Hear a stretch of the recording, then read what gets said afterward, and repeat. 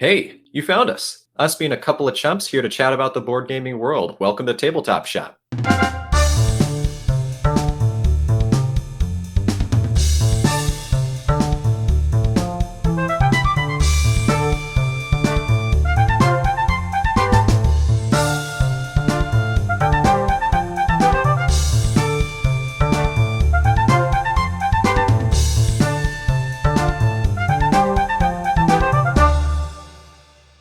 Well, hello, all users of the internet. Probably not all users. It would be nice if all users of the internet were here listening to us, but I find that highly unlikely. It's foreshadowing. But for the select few that are, you found a podcast. You found a podcast about board games, actually. Yeah, pretty impressive. Yeah, this is the Tabletop Shop Board Game Podcast. That's right. I am one of your co-hosts, Nate Clark. And seated across the city from me is your other co-host, Mr. Cody Pennington. Yeah, thanks for saying my own name. Nah, actually, that's fine. It's me. Actually, I thought about pausing for a second, but then I wondered if you wouldn't get the cue and you would just let that could have been super awkward. Yeah. So I had to step in for you, Cody. I had to do it. All right. Hey, it's teamwork. Teamwork being you do all the work, but I'm here, so we're a team. Yeah, that sounds good. Well, somebody's got to carry the team, right? So yeah.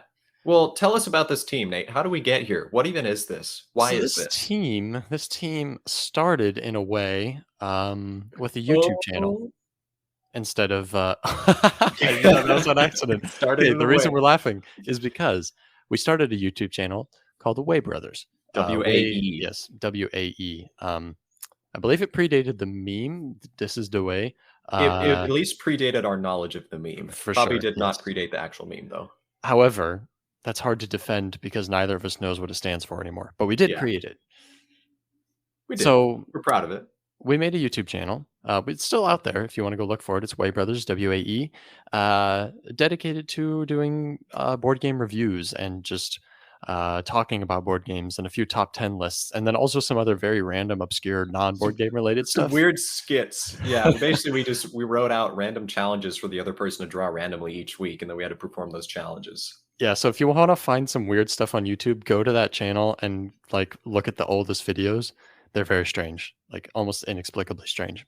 Yeah, if you want to keep scrolling, that's fine. I mean, might feel a little bad, but yeah, get those views. But here's the thing, Nate. We figured out that recording audio is slightly easier than recording audio and video. Well, after all the troubles we've gone through pre-recording today, we could debate about that a little bit. Everyone listening to this right now doesn't know that we spent an hour 35 minutes just trying to make recording from two separate locations work with previous experience, knowing that we'd have to do this. We're pretty stupid. That's okay. I mean, it's making a podcast, isn't it? But no matter what, obviously making a podcast is going to be simpler work than a YouTube channel. There's a lot more that goes into recording both video and audio, putting them together. The rendering time is far longer. Everything's longer. Everything takes more time. Yeah. And you don't have to be in the same location, which is convenient when one person is planning to move across the country. Hopefully it's more convenient by that point too than it is, than it has been tonight. Yeah, that's true. We're spending a lot of time in the technical details. We don't need too much. Basically, we wanted to keep talking about board games, and we decided that would be easier to do through a podcast. So we created a podcast for that purpose. Indeed. And here's the thing. Tabletop Shop is a mildly, slightly larger, overbranching concept because it's the tabletop shop. I very much like designing games. And one of the easiest ways to express that creativity is making one-page RPGs, or just custom larger RPGs that maybe aren't one-pagers, but I also don't want to write like a 60-page rule book for it. Anyway, I post those places, and you can find them here on, well, not here. If you go to the website, Tabletop Shop, you can find them for download for free. And Nate, I dare say we may sort of play test some of those, do some one-on-one RPG sessions on here as well. That'll be fun. One-on-one? Well, one GM and one player. Basically me putting you through various obstacles. Do you call it DM or GM? I feel like in casual conversation, I refer to it as DMing just because I think that's the OG thing. But if it's not actually D&D, I don't think it's technically dungeon mastering. It's game mastering, I Was think. was the inception of role playing, did that begin with D&D? Or was there something that Oh, predated, something official that predated that's a D&D? good Do you know? question. I don't know. I mean, D&D obviously put it on the map and was like the thing that brought it about. But yeah, that's a good question if something existed before. That'd be a good like board game history or tabletop history. Maybe maybe it was just like the MTG of trading card games. Like there might have been other things before, but when Magic the Gathering came in, it just Mhm. completely like blew up the genre. Yeah. Pokemon existed before MTG, right? Yeah, it might have. I'm not 100% sure, but it might have. Yeah. Bit more of a niche thing though, I suppose. Yeah, MTG like crossed borders and it brought people from all sorts of kind of the gaming community in, right? I don't know. Yeah, yeah, that's true. I might be talking a little bit out of my depth here. I don't play Magic. I don't know a lot about Magic. You know So what? Let's actually just rename this podcast to talking a little bit out of our depth because that's out, true for out me of too. out of our depth would be a good name for a podcast. Ah, I'm storing that one away in I a like memory it. bank. Okay, start that one later. Well, anyways, we want to talk about board games. Yeah. So we've got a few segments planned. However, we don't have the content of them planned out too much. But No, the first that's thing that we work. want to, right, of course, the first thing we want to talk about is just a casual segue into talking about what we've been playing this week. Because that seems like a good thing to kind of start off the conversation with and kind of, get the ball rolling. Uh, so Cody, over this week, and you know what, I'll give you the permission to even dig back a little bit further than this week. Hey, thanks, man. Yeah, hey, don't worry about it. Yeah. Yeah, what have you been playing? And who have you been playing with? Maybe Ooh, if you feel like sharing that it's information. that's even more specific. Well, I've been playing it with people, mostly my wife. My wife is my board game buddy, and I have other buddies, but I don't see them as often because I don't live with them. That's good. Yeah, that's deep, isn't it?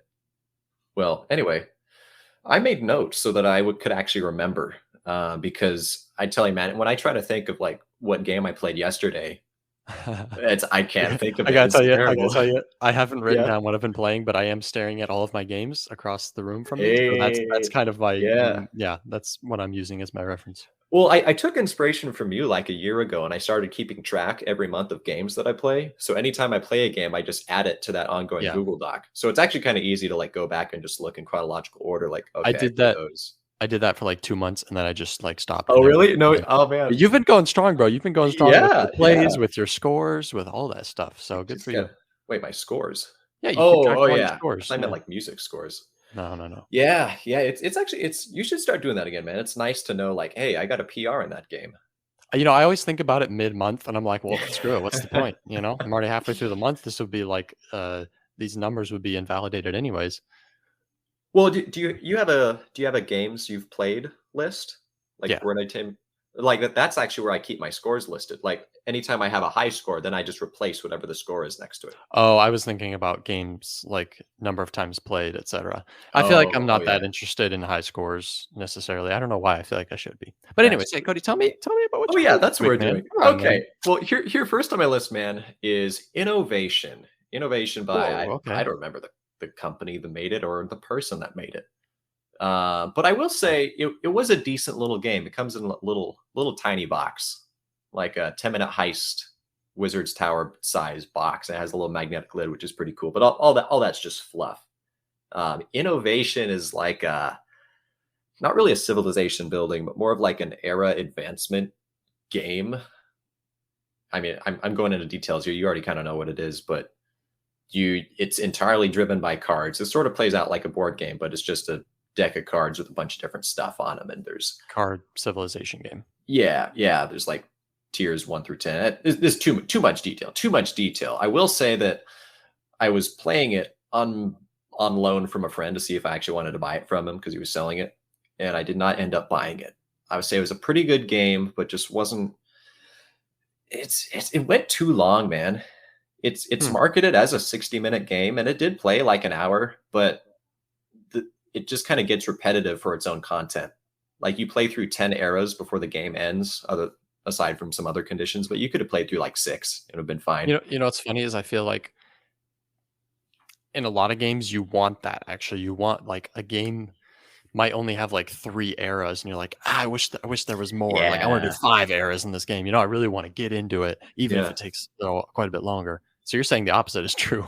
Yes, Good idea. it's like it had a decent little concept that it played with well, but it was too much, too long, Interesting. too much, All I right. say. Good to So know. let's check that off. Played Hadara, which Oh, was yeah, your yeah. game. Still is. Yep. Birthday present, yeah. And that's a fun game, man. Yeah, it's pretty good. I'm assuming Pretty solid. that's on your list for what you've been playing. So maybe I'll let you get more into that one. Let's see. I've also got Seventh Continent, which is a pretty big game out there. It's actually on my list of games to get for quite a while, but I was not very impressed by it. Is like cooperative game where like you start out on this little segment of an island and you have to explore different places, but it was just way uh, too many weeds to like sort through just to play the game. Yeah. It's like Yeah. Kind of like what real exploration would probably be, right? yeah, a lot of weeds, man. And actually, there probably were a variety of weed situations you could encounter in the game, but that's besides the point. The point is, uh, for what the theme is, like exploring an island, finding stuff, using those stuffs to do other stuffs. You know what I'm saying? It just had too many like card flipping and too many counting things to really make it like immersive. Interesting. And a shame to hear, actually. Yeah. Because what? Well, because I feel like it's a game that I also kind of maybe not really idolized, but had very high expectations for. And I still Yeah. have not played it, but it's disappointing to hear that about it, I suppose. Yeah. I mean, it's pretty high ranked too. I want to say it's in the top 100 Oh, on yeah. Board Game Yeah. Geek. The people that like it love it. Yeah. So I'm not saying to all you listeners out there, don't try, because definitely try it. It may just not have been my personal niche game to play. But anyway, yeah. And finally, I played Above and Below yesterday. It's been a while since I played that. Why'd you come back? We were having a game night with some friends, and they own it, so So we're somebody playing else it. picked it. Yeah, it was Okay. weird. It's like, no, actually, I pointed it out because we were like going through their list of games. Like, yeah, I want to try that one again because we own Near and Far, and we play that a Mhm. couple of times. And it actually kind of made me appreciate Above and Below more because Near and Far gets a little bit convoluted with all the things you can do with the ratio of to like how much you can accomplish out of those things you can do. I feel like Above and Below had kind of a better balance of that, even though there's not as much going on. I know. I feel like, I don't know, Near and Far intrigued me a little bit, but the more I got to know it, the less I was interested in playing it. And so I feel like I probably am kind of at the same place with Above and Below. Yeah, Near and Far, I think what it has going for it is its sort of campaign-esque Right. nature. Yeah. But I think Ryan Lockett probably that probably functioned more as like a transition game. And then when he came out with like Sleeping Gods, that was like the pinnacle of Right. here's a Ryan Lockett game that has a good ongoing campaign to it. Yeah. And I've only heard good things about that too. So Yeah. just, a little bit harder to find a copy of. Just a little bit, yeah. But hey, enough about me. What have you been Enough playing, about man? absolutely enough about you, Cody. So My too much. goodness. Gosh. Bit of a talking Tom over there. Okay. My name's What have Cody. I Nice played try this though. week? Of course, I played Hadara. I've played it quite a few times. Actually, I took Yeah. it back, played some with my family over the weekend. They liked it quite a bit. Did they? It is Okay. kind of a Seven Wonders esque game. Mhm. It's a civilization theme. You're drafting cards, um, and it's kind of a set collection. Not really, but kind of where you want to focus on some Ish. colors, but you can't focus on all the colors. And so the ones you focus on is what you'll do well in, and that's where your big points will come from, kind of just like in Seven Wonders. You focus on the green cards, you focus on the military cards, whatever. Mhm. That's where the brunt of your points will come from. It's the same thing like that, and it's card drafting, um, and it's okay. I think I've played it maybe 6 times now. Oh, really? Yeah, quite a bit, and That's a lot for a short time. yeah, yeah. I I am definitely not as enamored with it as I originally was. Um, right now, I'm really struggling between like if I had to keep Seven Wonders or I had to keep Ooh. Hadara. I don't know. I might almost keep Seven Wonders over Hadara just because it would be Really? easier to introduce to new people. Like if I What? had a group of new people that wanted to play a game, Do you own Seven Wonders? I do. Oh, okay. I was thinking Yeah, you didn't for some reason. Okay. yeah. So I don't know, but I do enjoy it. It's fun. I think it's just the replayability isn't really there. Hmm. And with Seven Wonders, you can look forwards and say, hey, look, there's a lot of expansions for Seven Wonders, and there is. And so it's like, hey, even though there's maybe not a lot of replayability within the Seven Wonders base game, it's like, hey, we can keep adding expansions to this to really spice it up. With Hadara, there's like one main expansion. Oh, And really? goodness, I mean, the game is so obsolete. I have no idea if you could actually find an expansion for it or not. So, Oh, so that's my analysis that's of kind of that. sad. But I have enjoyed playing it. I definitely have. Good I middleweight game. I played a short game of Stronghold in which I wiped out Reagan in three rounds as the invader. Wow, But was that his first time playing? yeah. Okay. I think he doesn't quite have the I don't know if maybe just like the attention to being able to pay attention to so many different things at the exact same time, which you need for that game. Yeah, You know there's what's a going lot on of at every section of the wall. Stronghold is basically, for those who don't know, it's a two-player game where one person's invading a castle, laying siege to a castle. The and the other defender person just is needs to defending hold the out. castle, just to Yeah, they just clarify. got to hold out for 7 rounds. Anyway, so yeah, there's a lot of like, I don't know. I guess it didn't work with how and maybe he didn't have the patience for it at the time. I don't know. Hmm. Anyways, wiped him out in 3 rounds. The only time the invader has won that game that I've actually played. But all the other games of Stronghold have been intense 3-hour engagements that go Yeah. 7 rounds. I feel like both games we played were like 4 hours or more. At least 3, not less than 3 for sure. Yeah. Yeah. But it's so satisfying. Like it's worth the time, whether or not you win or lose, I feel like. Yeah. Oh, definitely. Yeah. It's a good one. I played Black Angel again. Ooh, very nice. I like that game a lot. I feel like every time I play it, the first like 20 minutes or so is kind of rough. But then Mm, once you start building that player board a little bit, you start getting some mission cards out on the space area. It really starts to build oh, quickly, and I am liking that a lot. okay. Is there an expansion for Black Angel? I don't think so. Okay. I don't It think it doesn't really quite. need one, but No, I didn't. Yeah, I mean, I don't know what you would add. Yeah. Oh, let's see. I played Blood Rage also. Played a nice. game of Blood Rage. That was fun. Wiped some fools out in that. Scored 140 some odd points. Is that your high Uh, score? Ha! You don't know because you don't I write don't them know. down. Probably not, because we actually took a card out of Blood Rage. We took a card. There's a card that like doubles all quest points in the third era. Oh yeah, I remember that And one. that was like so OP. Like there were multiple times where somebody would score like 50 points on quests in the last era, and it's That's like that's crazy, just man. too much. That's just insane. So yeah, we took that card out. Okay. I think that's about it for what It's I've pretty played good this week. variety. Yeah, it Although is. I It is did just easy. remember that I started playing Everdell the other day. I didn't mention that. I didn't You mention didn't it finish because playing Everdell? we haven't. Well, it was like late and we got tired. It's still set up on the table, so we'll resume it. Okay. So One other thing I would like to know also. Yama. Have not played these yet, but I picked up the Dark Mountains and the Valhalla expansion for Champions of Midgard, and I am Ooh. stoked. Capital S, Okay. stoked. Yeah, Okay. Next time you come uh, over, you got to bring those, man. for sure, dude. And I mean, it's like doubling the content in the game here, my dude. Really? That So I'm pretty much? stoked for it. Yeah, there's That's like awesome. how many is there? There's at least I think there's 4 new dice colors, and the base only has 3 dice colors. Wait, It adds in what? 4 more That's dice crazy. colors. It's insane, dude. It's absolutely insane. There's more variable player Wow. powers. There's more monsters you can fight, and yeah, I don't know. I'm It's just intrigued just by the dice because, like, your dice yeah, options for your warriors is kind of it one of adds the main in limiting components of the game.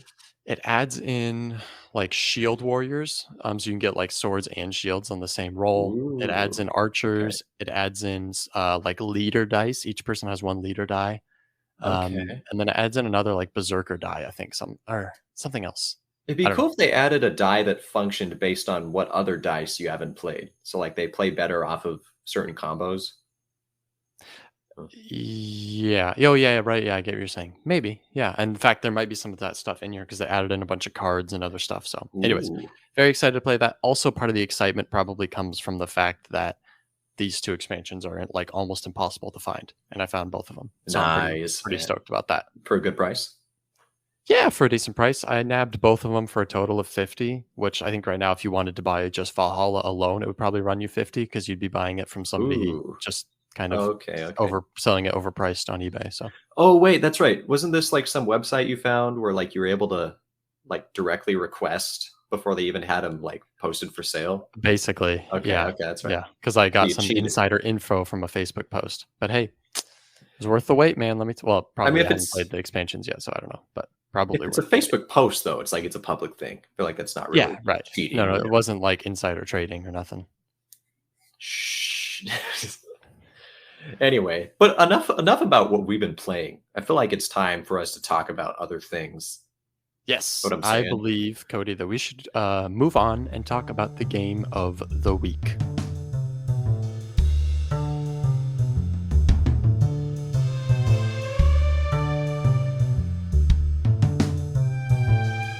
All right. Nate, what is our game of the week that we're talking about this week? Our game of the week is a game called In the Hall of the Mountain King. I've heard of it. Yes, I'm sure you have. This was designed by Jay Cormier. I believe I'm saying that right. I'm glad you remember that because I did not. And Graham Jans, I believe, is also the correct pronunciation. Hans. I believe Jay Cormier also designed Akrotiri. Did it? Co-designed Akrotiri. Respect to that guy. Yes. So, in the Hall of the Mountain King is, man, I mean, how do you even describe this game? It's like kind of a tile drafting game in a way. I've heard it described as a polyomino game. I feel like that does not do it justice at all. That really it has polyominoes in it. I feel like if you call it a polyomino game, that really that puts it into a certain section in people's minds' heads, right? Where it doesn't belong.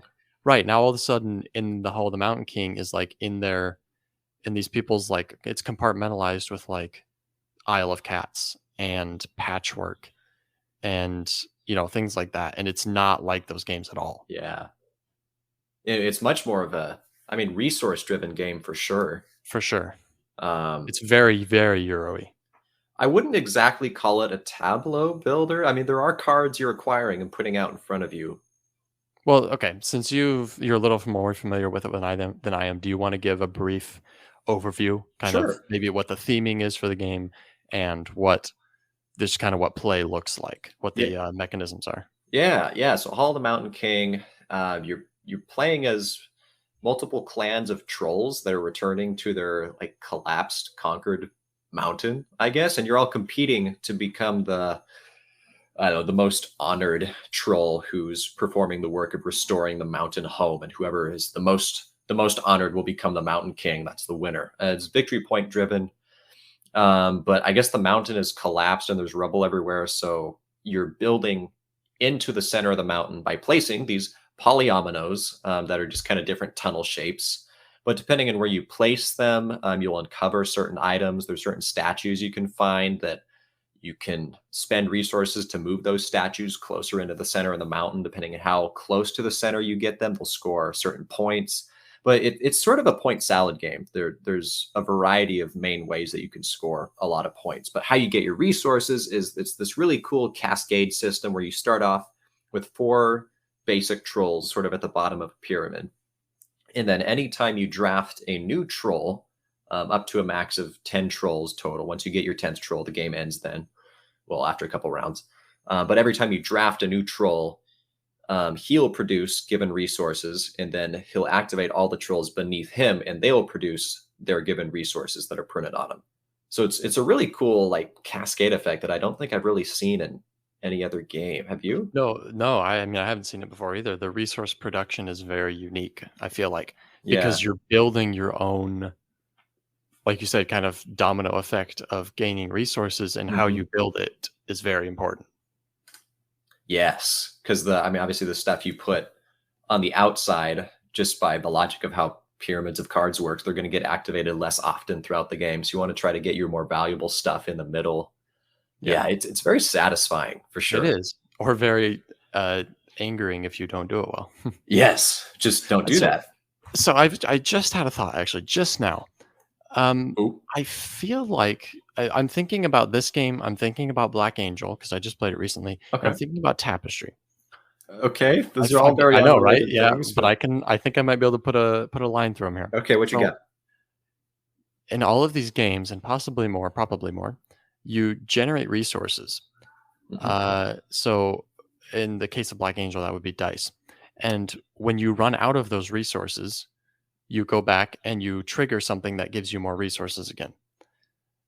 What kind of Okay. a mechanism would you call that in a game? So this has it, like you when you Hmm. place a troll, it gives you a bunch of resources, and you go out there and you probably kind of spend most of those, and then Yeah. once you need it, you go Yeah. draft another troll. In Tapestry, you get a bunch of resources. Whenever you want, like once you're getting low, you go back, you do another income turn, you get more resources. In Black Angel, you roll a bunch of dice, you use those dice, maybe other people's. Once you run out, or Hmm. once you want, you can go back, roll more dice. Interesting. Okay. It's interesting, isn't it? Let me complicate this for you.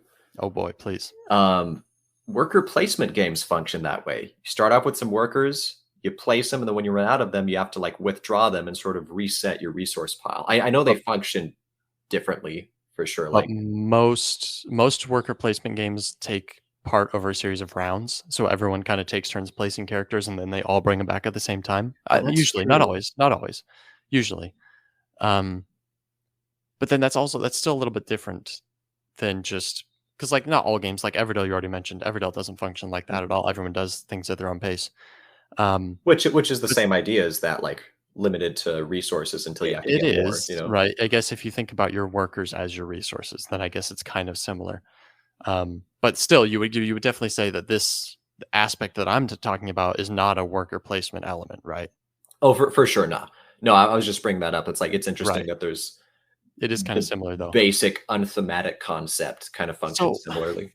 so what is that? Like what if you had to break Um, that down, let's say if you had to title this mechanism, yeah. like what would you call this like I don't even know, like limited resource Yeah, I production mean, how do we even or describe it as like a just in a phrase?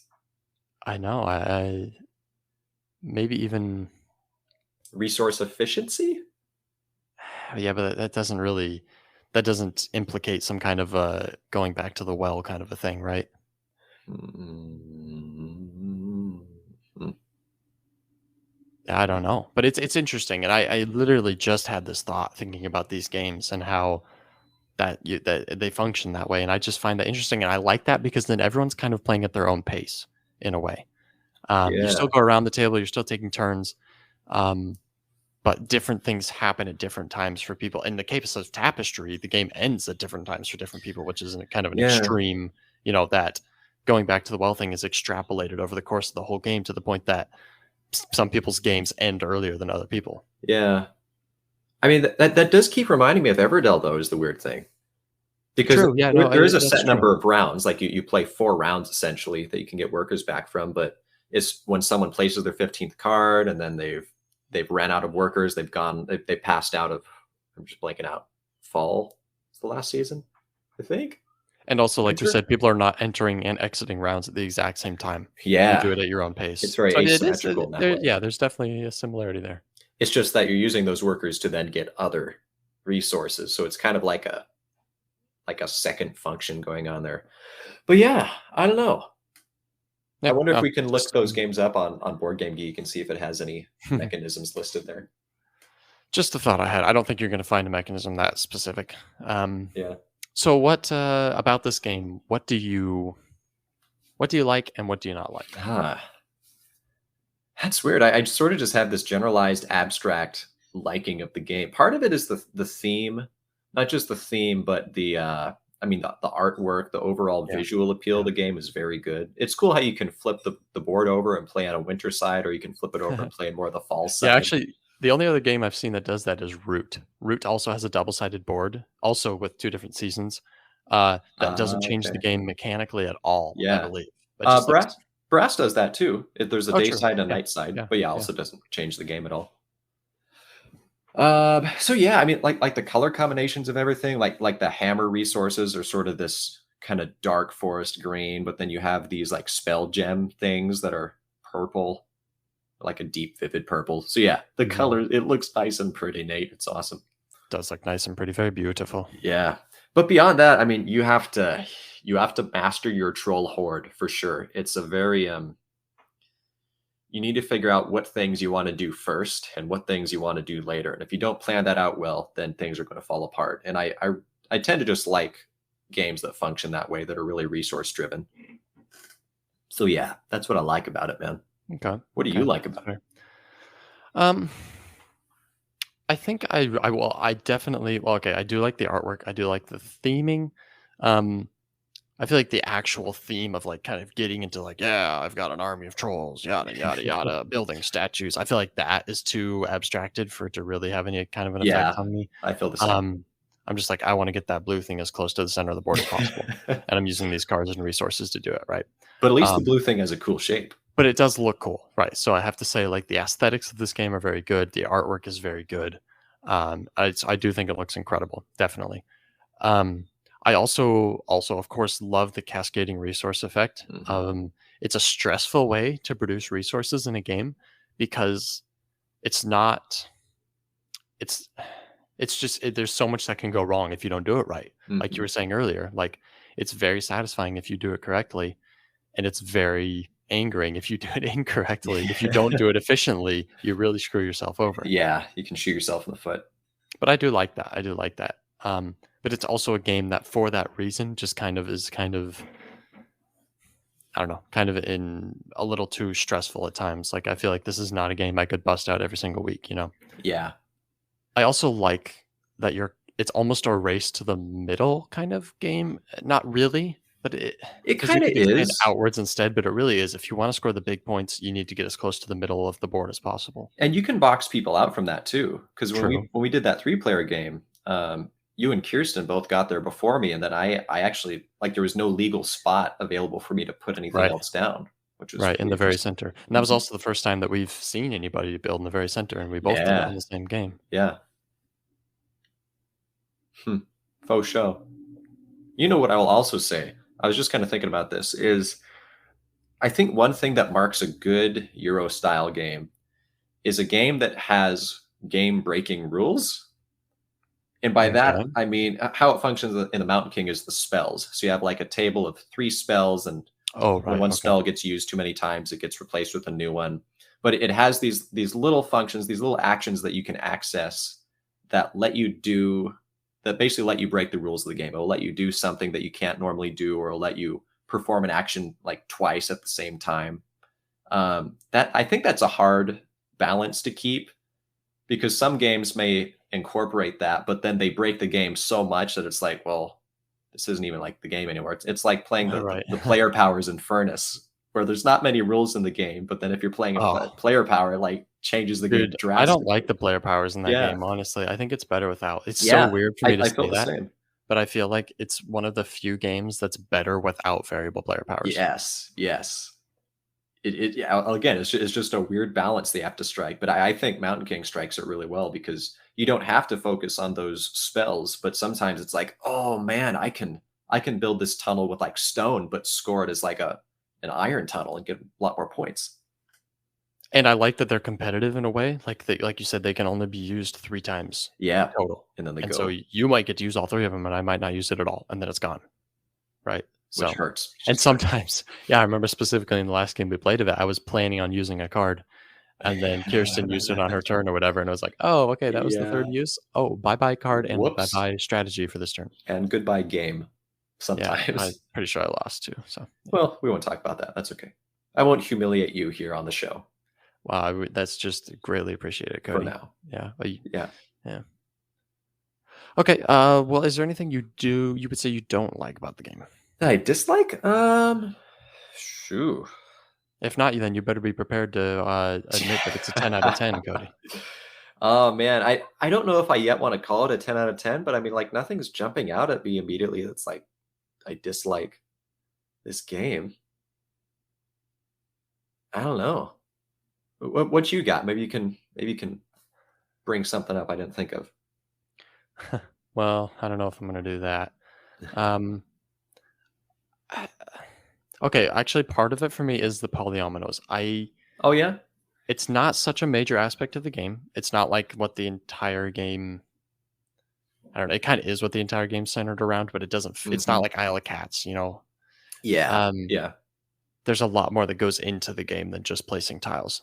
So, for sure. but I still, man, I just don't like polyomino games. I really don't. you know?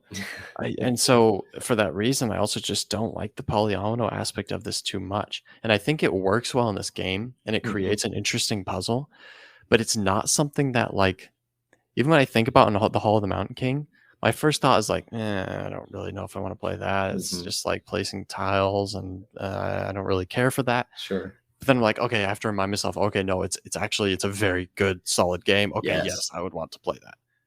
But if I just think about it from like placing tile, like buying tiles and placing tiles in with each other on a board, it's like Mhm. that whole thing just does not interest me, you know? Well, what I think what helps it, and maybe what detaches it a little bit from polyomino games. I say that loosely because the only other one I've played is Isle of Cats, so I don't know how most of them function. But the advantage is that you can see over the course of the whole game what the shapes are, the polyominoes. Like, the 3 block ones are this shape, the 4 block ones have a few different shapes, the 5 block ones have a few different shapes. So it's not like Isle of Cats where it's like changing every game or like every round rather. Like, okay, I have no idea what sort of shape of red Right, cat is going to right, show up. right. I'm just going to grab a red cat. Whereas this one, it's like, okay, I can make a 4 or a 5, and I have a few different like options. So you can actually plan in advance, and it adds a little more strategy as opposed to just the randomness aspect. Yeah, yeah, I think I would agree with that. I think I like that more. You can plan ahead. There is a finite amount of each tile, of course, but Yes. that hasn't really been. Actually, that does become a problem with some of those smaller ones. I feel like actually, but that's part of the strategy, right? Yeah, You yeah, know how exactly. many there are, right? So I'll say that I'm neutral on the polyomino aspect, okay, probably leaning on towards better just because of the strategy that sure. comes with it. The neutral aspect is like, okay, if I'm digging a tunnel, it's not like I can run out of ways to dig this tunnel. Like, oh no, because they used uh, a 3 and 1 to the right shape. Now I can that's no somehow longer dig that way. I can't dig that direction. It's like, Yeah. yeah. So Right. No, I that's mean, the main thing. but and I mean, come on, if a game the game would be thematic to a fault, I think, if you tried to make everything work thematically, Sure. right? Yeah, definitely. I think any game would be thematic to a fault if you tried to make every part of the game make sense perfectly thematically. Because then it's just life. Yeah, then it's just an RPG, right? Yeah. Which has its own place, Yes, definitely. but And not that's on here. our tabletop shop website. Yes. Click the link below. Yeah. So I think I would say that I just the polyomino aspect just does not excite me about the game. Okay. It's I not. respect that. I'm also neutral, but more on the negative side, I guess I would say. And that's probably also why I wouldn't want to come back to the game a lot because it's like, well, Mm. okay, let's just go place some more tunnel tiles out there, and no, look at that, 3 to the left and 1 to the right, and no, whoop de doo. It's like whatever. So it's just not my favorite thing to do in a game. But the Sure. game Yeah. is very solid, very enjoyable, very well made. I will give that statement a 10 out of 10, even if I'm not sure I'd give the game a 10 out of 10. Ooh, how about this, Cody? Ooh, what you got? Last question. Yeah. Where does this game rank on your top 100? Ooh, you may hear some clicking noises as I pull up my Google Docs to see. I also need to find where's my top 100? Da-da-da-da-da. Where is my top 100? I'm guessing it's somewhere in like the 40s. This makes for great content as we just mumble to ourselves and try to find our lists. I think it's higher than it should be on my list. Yeah, A think so. lot higher than it should be. Oh, that's kind of sad when you put it that way. Right? Because it's currently at 19 on my top 100. I think I would drop it. That does seem kind of high for you. It is kind of high. I think I would drop it down to maybe 31 or 32, just looking at my list. So I'm going to Okay. say that's where it is. I'm going to say it's at like 32. 32. Yeah.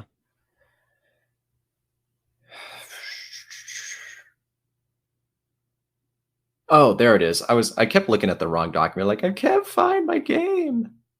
Okay. Um. Mate, provide some great filler content while I try to figure out where I put this.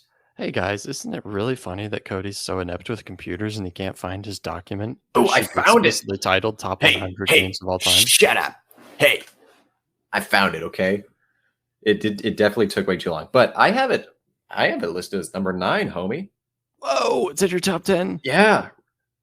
Oh, wow. That's crazy. And you know what? I'm fine with it. Like You're fine? You I'll stop stand by dropping? that. I don't think That's so. I mean, maybe if I spend wow. some time staring at it, it'd probably just by virtue of staring at it start to go down. But no, it's at 9. I gotta say, you did not praise this game enough in our review here for it to sound like a top 10 game. Well, maybe I just didn't want to hog the spotlight, you know. Maybe I just wanted to Mhm. let you do some talking about it and complain about polyominoes. Or potentially you also forgot that it was in your top 10. No?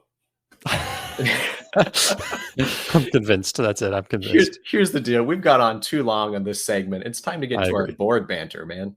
I agree, man.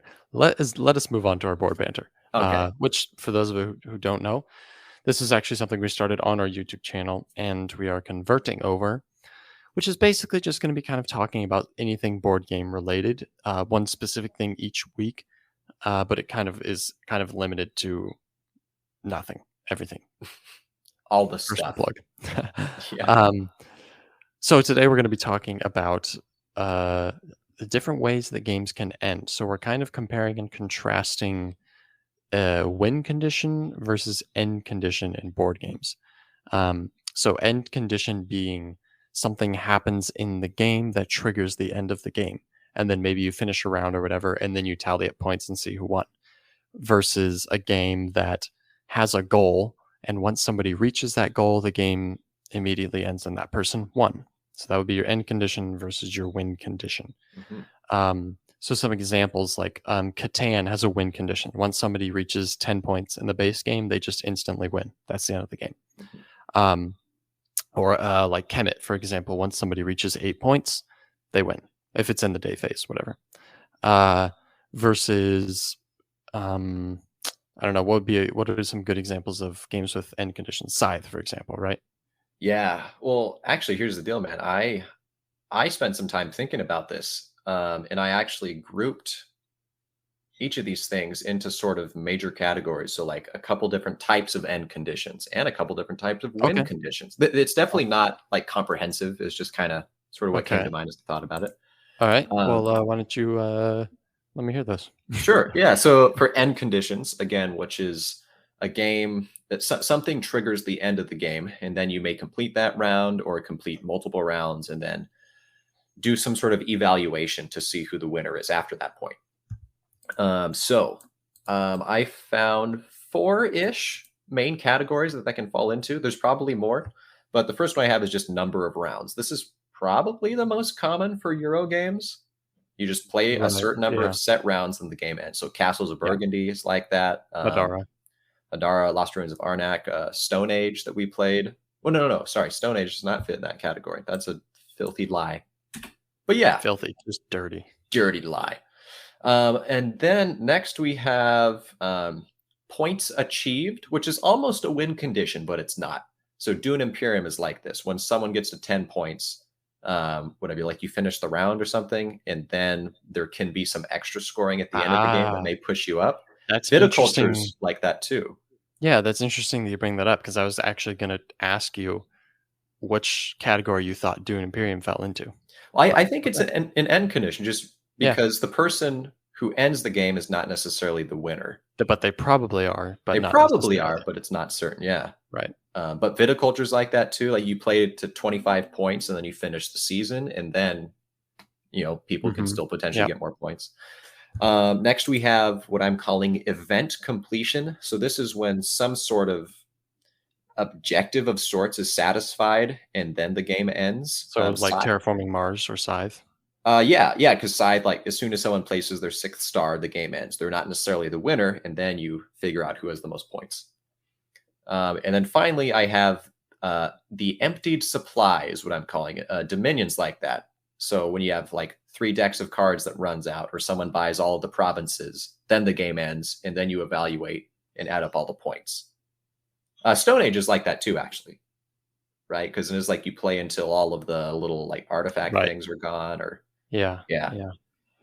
So those are some examples of end conditions. Under win conditions, I only have three. We have what I'm just calling objective completion. So chess, super easy example.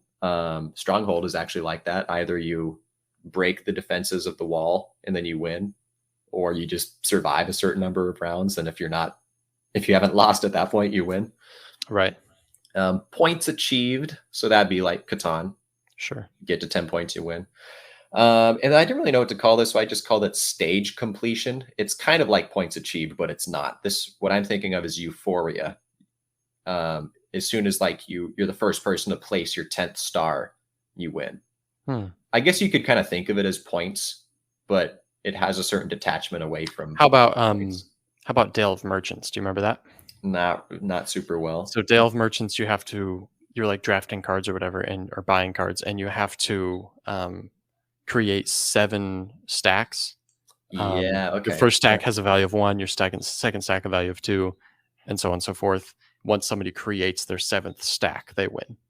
Okay. Yeah, that fits that example perfectly. Thank you very much. I was staring at it, so that helped. That's good. Yeah, so that's what I got. And I feel like what our board banter breaking down here is basically, Nate, do you prefer end conditions or win conditions overall? Overall, Yeah. I think overall I have to say I prefer end. Okay. And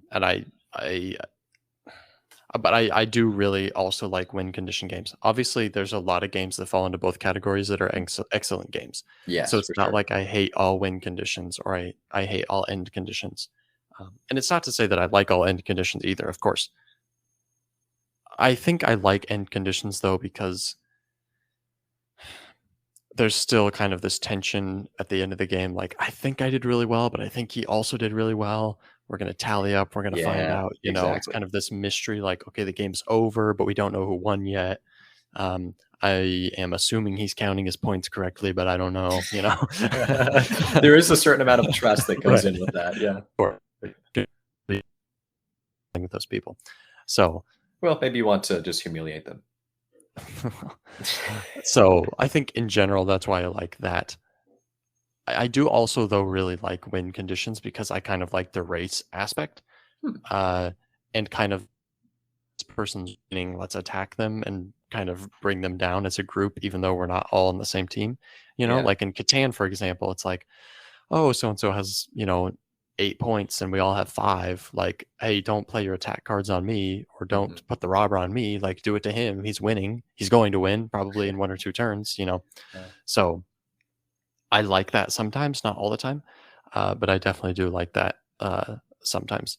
Also Kemet, for example, is a very tense race to 8 points. Yeah.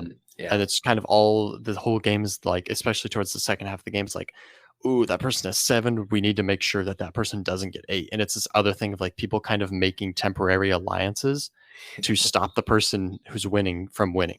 And it's kind of who can utilize those temporary alliances the best to actually come out on top. It's definitely more brutal for sure, and in certain circumstances. And obviously, that type of win condition works better in war games than an end condition does. Thematically, it works a lot better.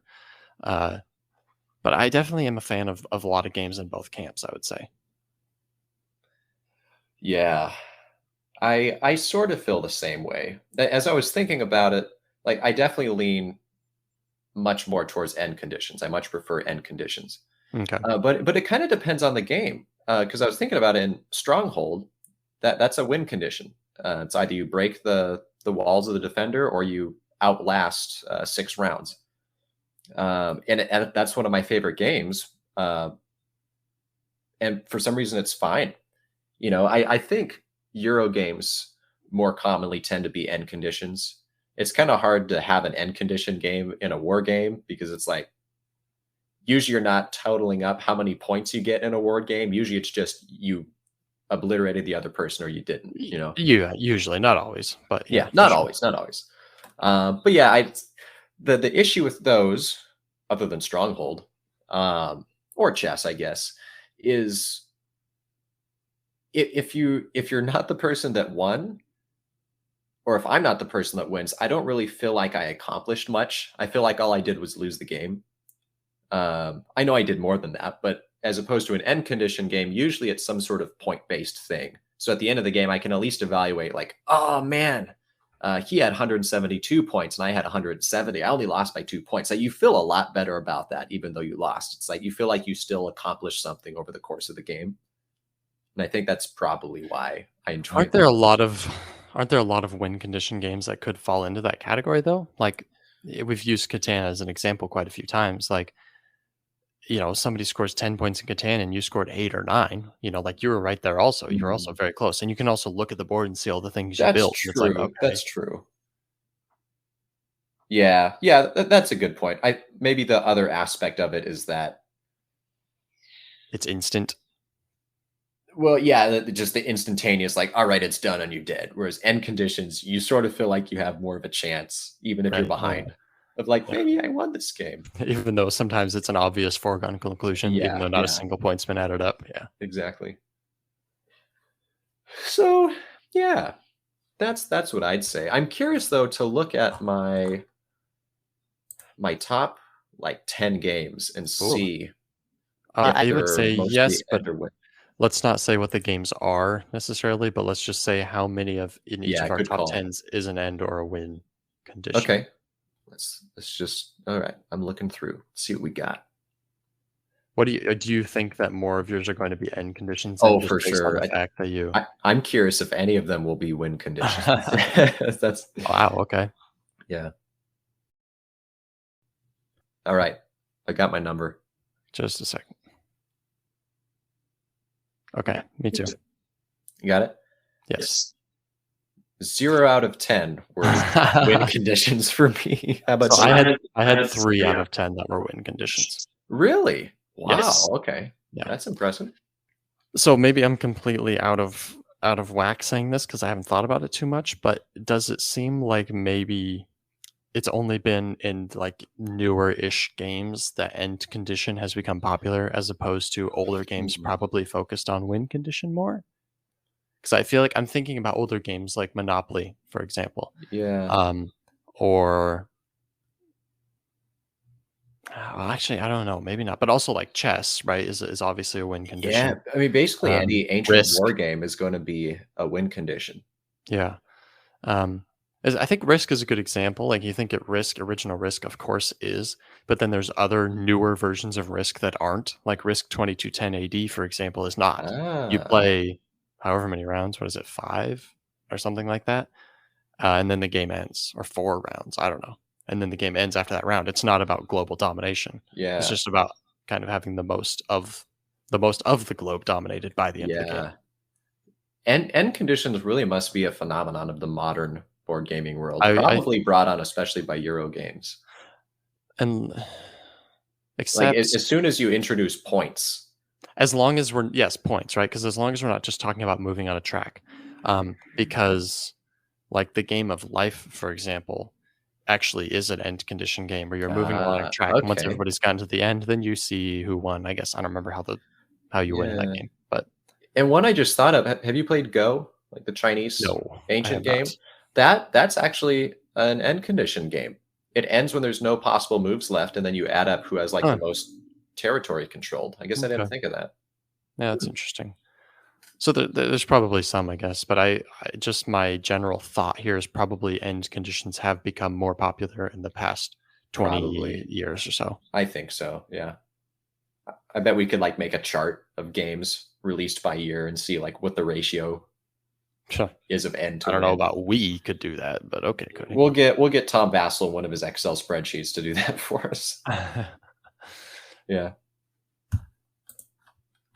Yeah, so that's our board banter. That's something we've been wanting to talk about for a while. Something It that we've has. casually conversed about in the past, but never officially. Indeed. So now we've officially talked about this, Cody. It's about time. Good work, man. I'm proud of you Thanks, and man. myself. Well, dear listeners, maybe you guys can submit whatever comment format you have available to you. Certain board banters you'd like to see discussed. They could just be Nate and I arguing over something, or it could be Nate and I agreeing over something. It's up to you. Yeah, or even just suggestions about what types of board banters you'd like to hear about. Also what types of game of the week we probably have covered. We probably don't need suggestions for that. We don't need input. We already have our own choices. Yeah, man. And obviously we don't want any input on what we've been playing this week, because that would be completely irrelevant advice. That'd be whack. Although maybe we could say what other people have been playing this week. That does not sound like a fun segment. Yeah. Potentially in the future, we might do kind of a news section. Yeah. But this felt like a solid episode without it, so we'll kind of talk about that and see. But that could be something to look forward to in the future, is maybe getting some up-to-date board game news, as up-to-date as we are anyways. Maybe it can just be the board game news that we're actually really excited about and we want to share. Which is what it'll be. It's not going to be a comprehensive, here's everything that's happened in the past week. Oh, sure, yeah. Weeks, right? Of course not. No, but way. I mean, like, we need a whole podcast for that. Yeah. Maybe like there's a third expansion for Dune Imperium. Which and the announcement video was just as bad. Wait, the third? I thought there was only two not at the this third. point. Yeah, you're right. Sorry. Gotcha. Yes. Dude, those announcement videos are just the worst, but they're so funny. You guys should go watch them. They're pretty great. Yeah. What would you guys look want up? if you want some quality entertainment, look up both the Rise of Ix announcement trailer and the what's the other one called? Whatever the new one is called. Look up the two Dune Imperium expansions. Look up the announcement trailers for them put out by Direwolf. They are they almost seem like they're awkward on purpose. It's so funny.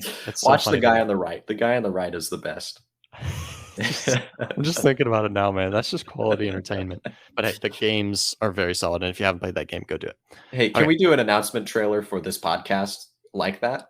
Only if it is equal to or greater than an awkwardness content. Okay, sounds good. Let's do it. Sounds good. All right. Okay, well, that is that for that, folks. Thank you for listening to this podcast. If you want to reach out to us, you can do so by emailing us at tabletopshop23@gmail.com. We also have a Facebook page now, I believe also just called Tabletop Shop. So if you're able to find that by searching it, then go ahead and shoot us a message that way. You can also visit us on our website at tabletopshop.wixsite.com/website. One of the strangest domains I've ever heard. Maybe someday we'll get premium and once we can actually. Hey, tell you what, you guys support us with enough in the financial area, and maybe we'll get a more palatable website title. There you go. It's up to you guys. And remember, it's not the game, it's the gamer. Thanks for tuning in, folks. That was the Tabletop Shop Podcast. You can expect to be seeing these coming out every other Wednesday. For you math wizards that already figured it out, that means that the next episode is going to be released on September 28th. So stay tuned, keep an eye out, and keep on playing games.